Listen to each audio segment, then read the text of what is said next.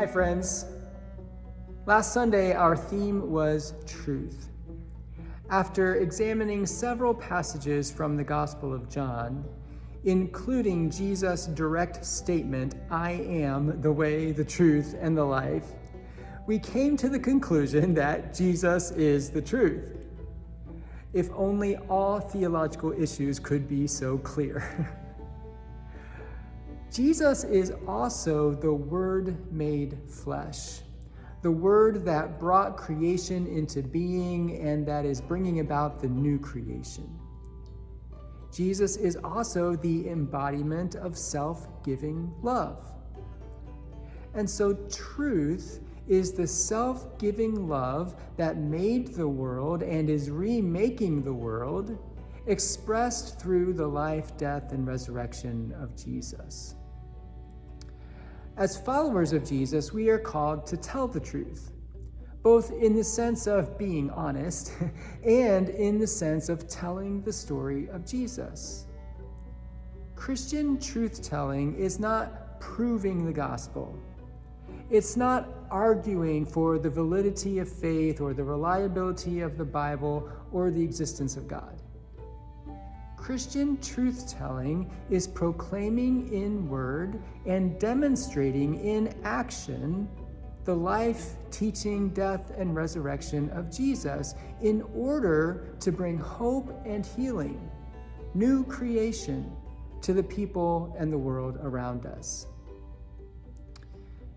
The inspiration and courage and power to tell and live the story of Jesus comes from the Holy Spirit, whom Jesus calls the Spirit of truth.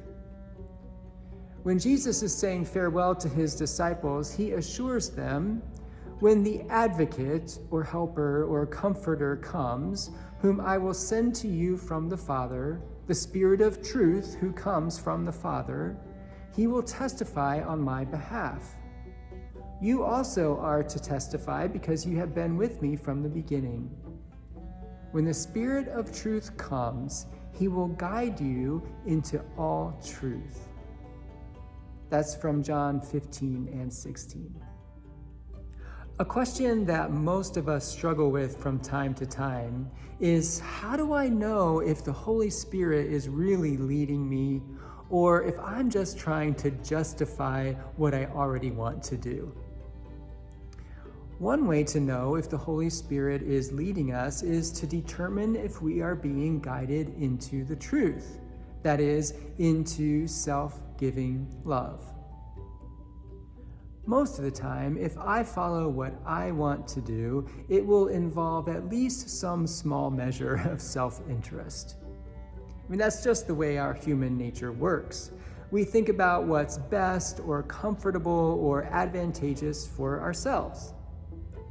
Even when we're doing something good for others, there's often a selfish motive just beneath the surface. For example, if I do the good thing of working all day long in the food pantry, my motivation might come from assuaging my guilt that I have so much. Or it might come from trying to impress someone else, rather than from wanting to give of myself and to spend time sacrificially in service to others. Now, I would never discourage someone from doing good just because there might be some selfish motivation.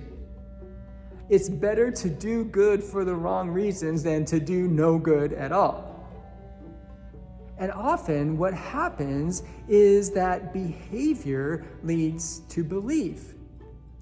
In other words, if I consistently do good for others as an expression of my faith, eventually I will believe that my kindness is nothing more and nothing less than giving of myself in love for others, just as Jesus gave himself in love for me. The next time you're trying to discern the guidance of the Holy Spirit, look for the way that leads to self-giving love. Now, it probably won't be the easy way or the comfortable way. It led Jesus to the cross, after all. but it will be the way that ultimately leads to new life and new creation for you and for the world around you. Thanks for listening. I'll see you again next week.